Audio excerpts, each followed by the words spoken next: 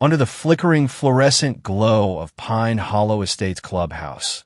The air buzzed with the electric hum of whispered secrets and stifled fears. Rows of folding chairs groaned beneath the weight of restless neighbors, their eyes darting nervously to the front where Maggie Pembroke reigned like a petty despot, her fake badge glinting like a cheap crown. She slammed her gavel down, a sharp crack slicing through the tension, her voice a venomous whip as she declared war on the one man who dared defy her. But in the shadows at the back, Mick Harper stood unyielding, a storm in human form, his dark eyes burning with a quiet fury. Tonight, the facade of power would shatter, and the truth would roar louder than any lie Pine Hollow had ever whispered. Before starting the story, don't forget to help our team reach 39 likes for this story. Thank you. The sun dipped low over Pine Hollow Estates, painting the manicured lawns and cookie-cutter houses in shades of amber and gold. It was the kind of evening that promised tranquility, a gentle breeze rustling the leaves, kids riding bikes down the cul-de-sac, and the faint hum of a lawnmower in the distance. But beneath the surface of this idyllic suburban tableau, a storm was brewing, one that would soon erupt into chaos. For Michael Mick Harper, the new resident at 42 Birch Lane, and the county's most seasoned sheriff, the peace was nothing more than a thin veneer, ready to crack at the slightest provocation. Mick leaned against the railing of his front porch, a mug of black coffee steaming in his calloused hands. At 38, he was a man who carried the weight of his badge in every line etched into his weathered face. His dark eyes scanned the street, sharp and unyielding, the kind of gaze that could spot trouble from a mile away. He'd moved to Pine Hollow to escape the relentless grind of inner-city policing, hoping for a quieter life where he could raise his daughter, Ellie, away from the ghosts of his past. But as he watched a figure emerge from the shadows of the HOA clubhouse across the street, he knew that trouble had a way of finding him, no matter where he went. The woman marched with the kind of purpose that screamed self-importance, her navy blue blazer buttoned tight over a starched white blouse, a cheap plastic badge pinned crookedly to her chest. She was Margaret Maggie Pembroke, the self-appointed HOA enforcer of Pine Hollow Estates, and the neighborhood's most notorious Karen. Her hair, dyed an unnatural shade of platinum blonde, was pulled into a severe bun, and her lips were set in a thin, judgmental line. In her right hand, she clutched a clipboard stacked with papers, and in her left, a walkie-talkie crackled with static as she barked orders to an unseen lackey. To anyone else, she might have looked like a parody of authority, but Mick knew better. People like Maggie didn't just play at power, they wielded it like a weapon, and they'd cut down anyone who dared to stand in their way. "Mr. Harper." Maggie's voice sliced through the evening air like a shard of broken glass, sharp and grating. She stopped at the edge of his driveway, planting her sensible loafers firmly on the asphalt, her eyes narrowing as she sized him up. "I've been meaning to have a word with you." Mick took a slow sip of his coffee, letting the bitter heat linger on his tongue before setting the mug down on the railing. He crossed his arms over his broad chest, the sleeves of his flannel shirt straining against his biceps. "That's so," he drawled, his tone calm, but edged with a quiet menace that most people would have recognized as a warning. Maggie didn't. She flipped open her clipboard with a dramatic flourish, her manicured nails clicking against the plastic. According to Pine Hollow Estates Regulation 17B, subsection 4, no vehicles deemed unsightly are permitted to be parked in driveways overnight. Your truck, she gestured disdainfully toward the black Ford F-150 parked in front of his garage, is in direct violation. Mick glanced at his truck, its paint gleaming under the streetlights, not a dent or scratch in sight. It was a workhorse, sure, but it wasn't the rusted junker Maggie seemed to imply. He turned his gaze back to her, one eyebrow raised. "My truck's in my driveway, on my property. Last I checked, that's not a crime." Maggie's lips twitched into a sneer, her voice dripping with condescension. "It may not be a crime, Mr. Harper, but it's a violation of community standards. And as the duly appointed enforcement officer of this HOA, I have the authority to issue citations." She scribbled something on her clipboard with a flourish, tearing off a bright yellow ticket and thrusting it toward him. That'll be $200, payable within 30 days.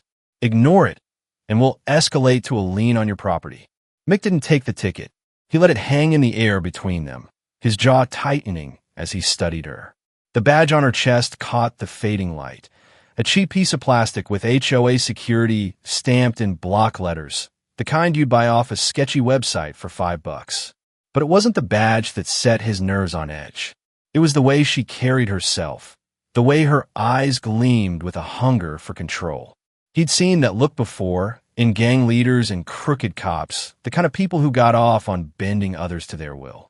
"Lady," he said, his voice low and deliberate, "you'd do well to take that ticket and shove it where the sun don't shine. I don't answer to wannabe cops with clipboards." Maggie's face flushed a mottled red, her grip tightening on the clipboard until her knuckles turned white. "How dare you?" she hissed, stepping closer, her voice rising to a shrill pitch that echoed down the street.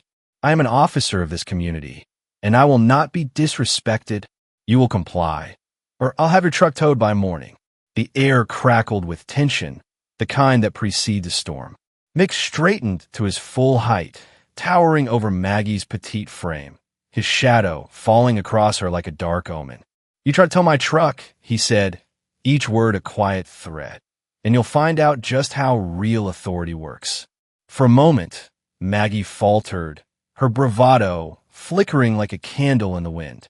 But then her eyes hardened, and she jabbed a finger at his chest, stopping just short of touching him. "This isn't over, Harper," she spat, spinning on her heel and storming off toward the clubhouse, her walkie-talkie crackling as she muttered something about reinforcements. Mick watched her go, his hands clenching into fists at his sides. He'd dealt with plenty of bullies in his time, thugs with guns, dealers with knives, but there was something uniquely dangerous about Maggie Pembroke. She wasn't just a nuisance. She was a predator, hiding behind her clipboard and her fake badge, preying on the fear of those who didn't know better. And now she'd set her sights on him. He turned back to his porch, grabbing his coffee mug and downing the rest in one gulp. The bitter dregs burned his throat, but they did little to quell the fire simmering in his gut. If Maggie wanted a fight, she'd get one, but she had no idea who she was messing with. Inside the house, Ellie poked her head out from the living room, her brown curls bouncing as she tilted her head curiously. "Dad, who was that lady yelling at you?" she asked, her voice tinged with worry. Mick forced a smile, ruffling her hair as he stepped inside. "Just a neighbor with too much time on her hands, kiddo. Nothing to worry about." But as he closed the door behind him, locking it with a heavy click, he couldn't shake the feeling that this was only the beginning. Maggie Pembroke wasn't the type to back down, and neither was he. The morning dawned gray and heavy over Pine Hollow Estates, the sky bruised with clouds that hung low like a bad omen. Mick Harper stood at his kitchen window, a fresh cup of coffee in hand, watching the street outside with the vigilance of a hawk.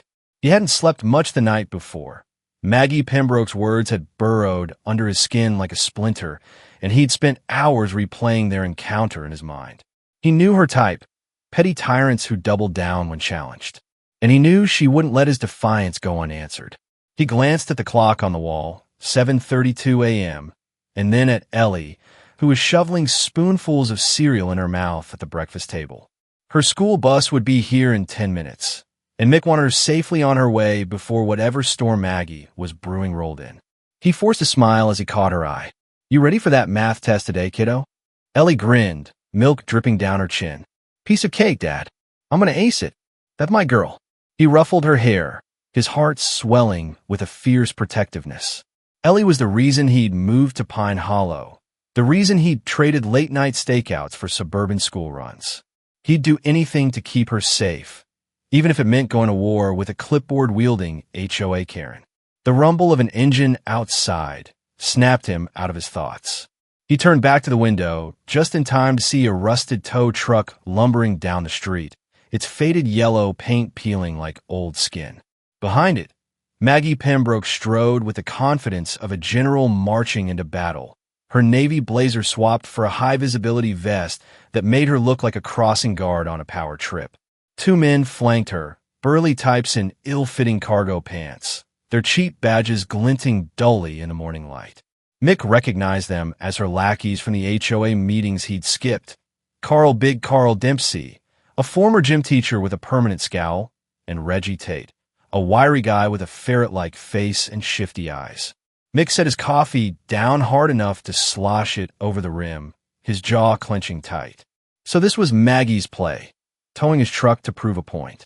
He'd warned her, but apparently she hadn't listened. Now she was about to learn the hard way. "Ellie, grab your backpack and head out the back door," he said, his voice calm but firm. "Bus'll be here any minute." Ellie frowned, sensing the shift in his tone. "What's going on, Dad?" "Just some HOA nonsense. Nothing you need to worry about.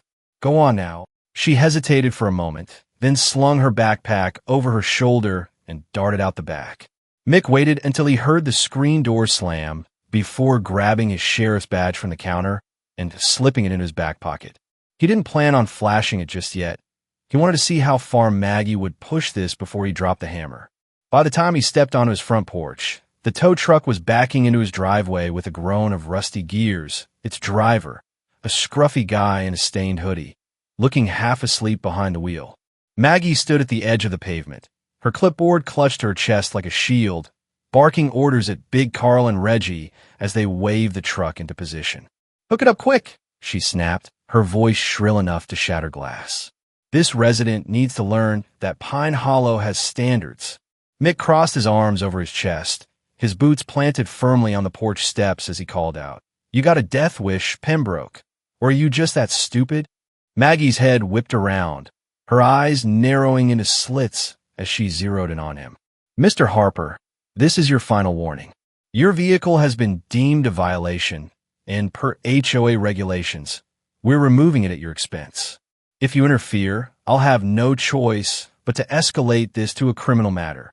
Mick's lips curled into a dangerous smile, the kind that promised trouble. "Criminal matter? Huh? That's rich coming from a wannabe cop with a dollar store badge. You got no authority to tow my truck, or anything else, for that matter." Maggie's face flushed a furious shade of crimson, her grip on the clipboard tightening until her knuckles turned white. "I am the duly appointed enforcement officer of this HOA," she shrieked, jabbing a finger at him. "And I will not be undermined by some deadbeat who thinks he's above the rules." Big Carl stepped forward, cracking his knuckles with a theatrical slowness that might have intimidated someone else. "You heard the lady," he growled, his voice thick with menace. "Step aside, or we'll make you." Mick didn't budge. He descended the steps with a predator's grace, his dark eyes locked on Carl as he closed the distance between them. "I'd like to see you try," he said, his tone low and lethal. The air crackled with tension, thick as the storm clouds overhead. Reggie shifted nervously behind Carl, his ferret-like eyes darting between Mick and the tow truck. The driver had finally climbed out of the cab, a hook in hand, but he froze mid-step as he caught the vibe, like a deer sensing a wolf in the brush. Maggie, oblivious to the danger, waved her clipboard like a battle flag. "Tow it now," she screeched, her voice echoing down the street. "This man doesn't scare me." That was her first mistake. Mick moved faster than anyone expected, his hand shooting out to grab the tow hook from the driver's grasp before he could attach it to his truck. The driver yelped and stumbled back, raising his hands in surrender. "Hey man, I don't want no trouble." "Then get back in your rig and drive away," Mick said, his voice a quiet growl as he tossed the hook onto the pavement with a clatter. He turned his gaze to Maggie, who was practically vibrating with rage. "Last chance, Pembroke. Call off your goons and walk away." Maggie's eyes widened, but not with fear, with fury. "Carl, Reggie, detain him," she barked, her voice cracking with hysteria. "He's obstructing HOA enforcement." Big Carl lunged first, his meaty fist swinging toward Mick's jaw with the force of a sledgehammer. But Mick had spent years dodging punches in back alleys and bar fights.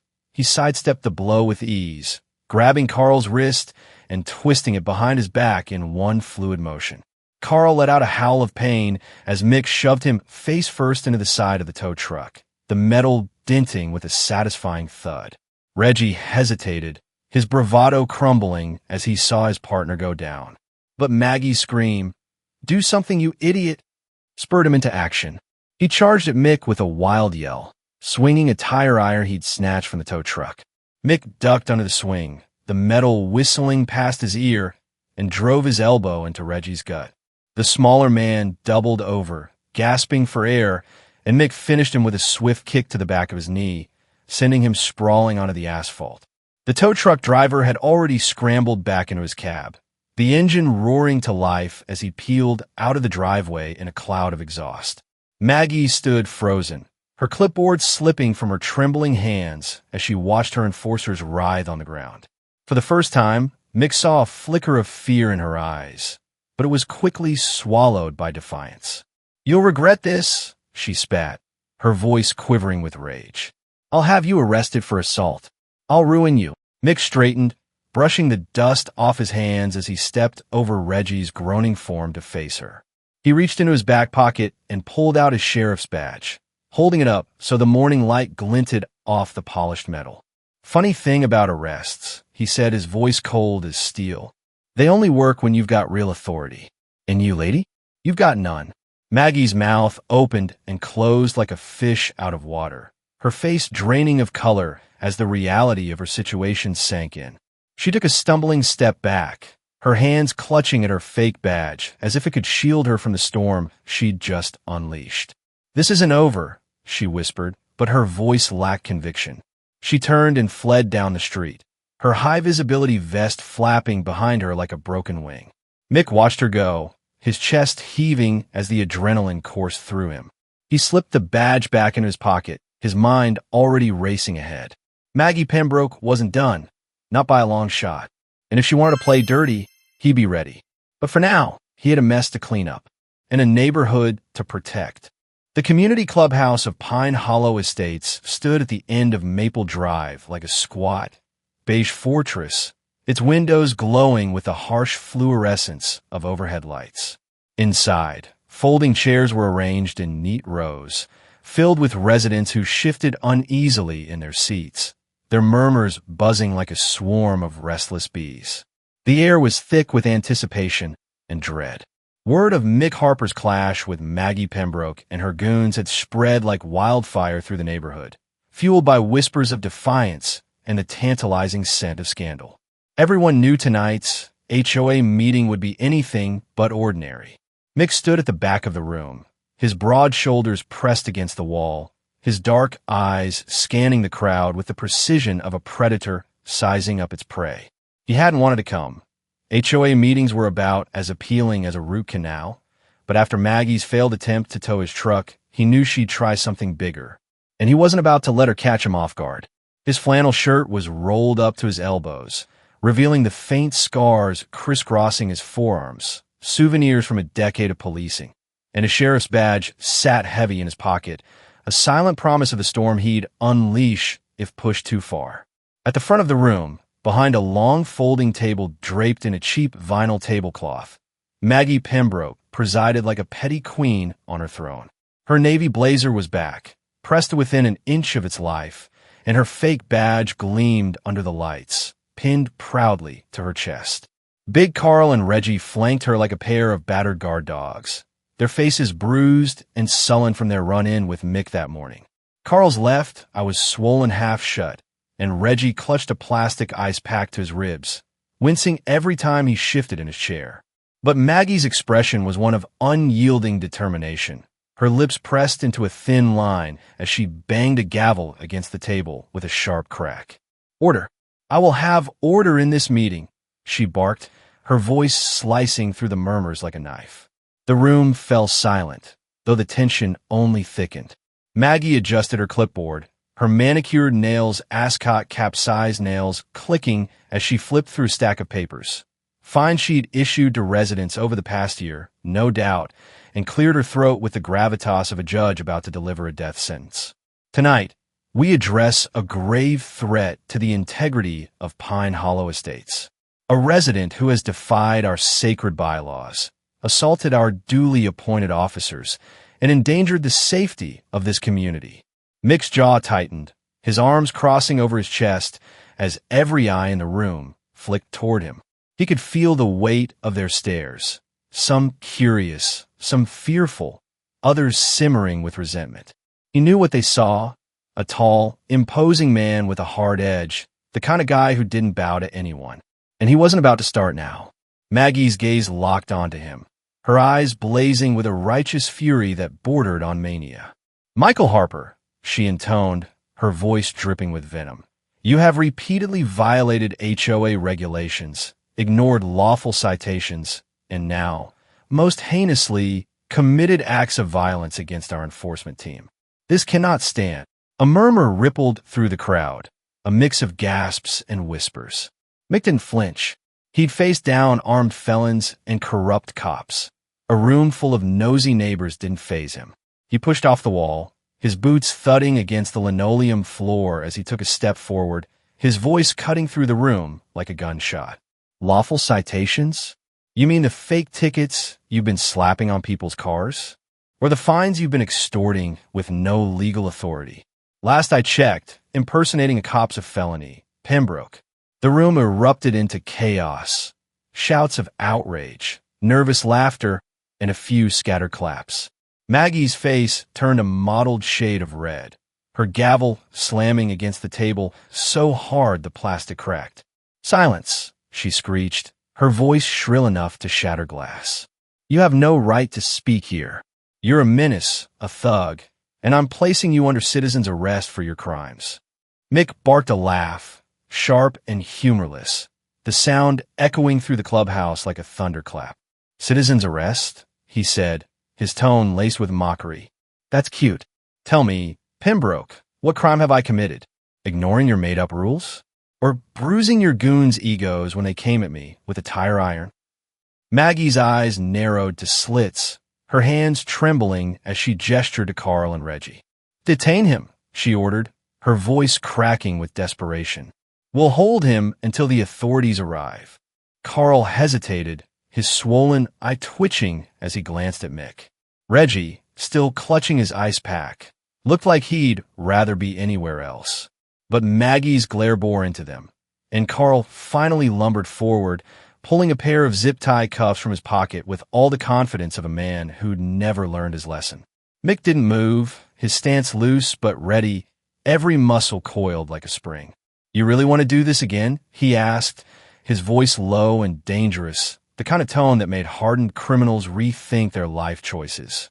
"'Cause I promise you, it'll end worse than this morning." The room held its breath, the air so thick with tension it felt like a physical weight.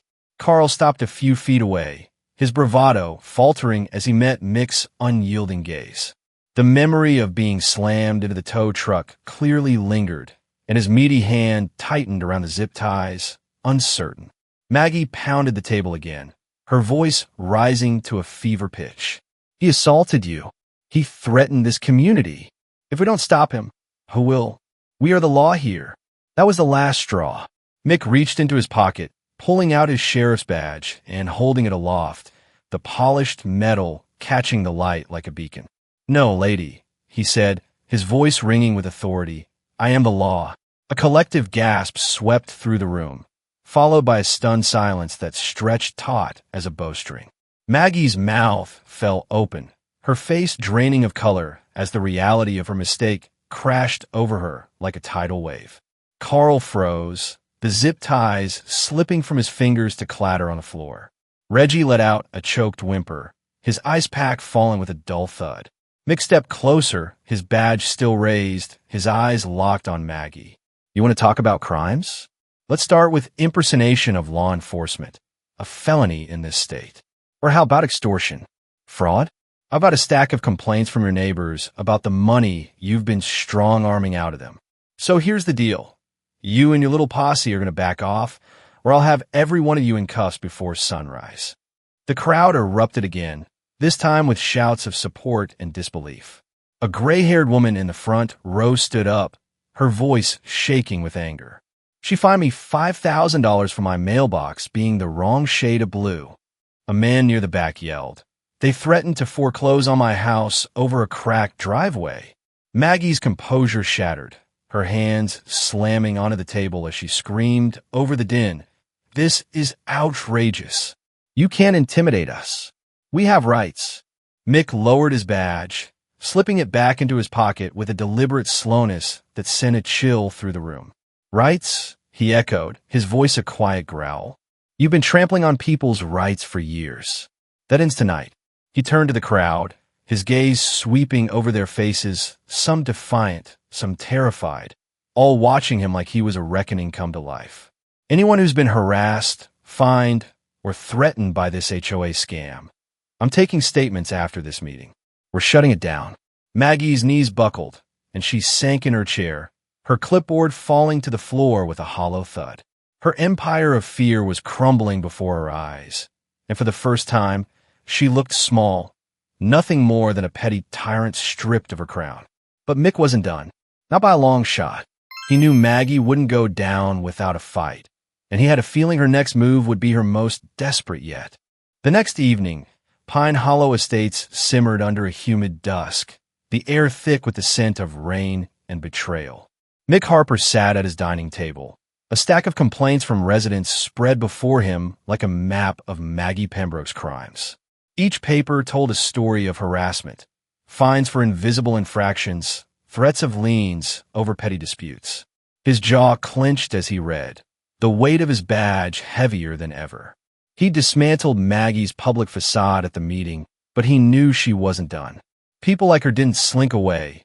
They struck back, venomous and sly. Across town, in the dim glow of her cluttered home office, Maggie hunched over a laptop, her platinum hair fraying from its bun. Her eyes burned with a manic gleam as she scrolled through public records, digging for dirt on Mick Harper. She lost the crowd, but she wouldn't lose her grip on Pine Hollow. "Nobody humiliates me," she muttered, fingers flying across the keyboard. She found it buried in an old news article, a scandal from Mick's past, a botched raid that left a rookie deputy injured. The details were murky, but Maggie didn't care about truth. She cared about leverage. By midnight, she'd rallied her loyalists, Carl and Reggie, still nursing bruises, and a handful of HOA cronies who feared her wrath more than Mick's badge. They met in the clubhouse basement, shadows flickering across their faces as Maggie slapped the printed article on the table. "He's got skeletons," she hissed, her voice a serrated edge. "We spread this, twist it, make him look like a loose cannon. The neighborhood will turn on him." Mick sensed a shift the next morning. Whispers followed him at the corner store. Eyes darted away when he passed. He ignored it until Carl cornered him outside the hardware shop, a smirk twisting his battered face. "Heard you got blood on your hands, Sheriff," Carl sneered, tossing the article at Mick's feet. "How's that rookie doing these days?" Mick's blood ran cold, but his face stayed stone. He snatched the paper, scanning the headline, "Old Wounds Ripped Open." "You're playing a dangerous game," he growled, stepping close enough to smell Carl's cheap cologne. "Tell Maggie to back off, or I'll bury her so deep she'll forget what daylight looks like."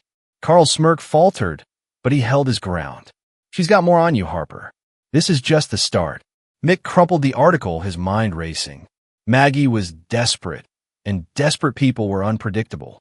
He needed to move fast, hit her where it hurt before she could poison the whole town against him. But as he turned to leave, a black SUV screeched to a stop across the street, its tinted windows hiding whoever, or whatever, Maggie had called him next.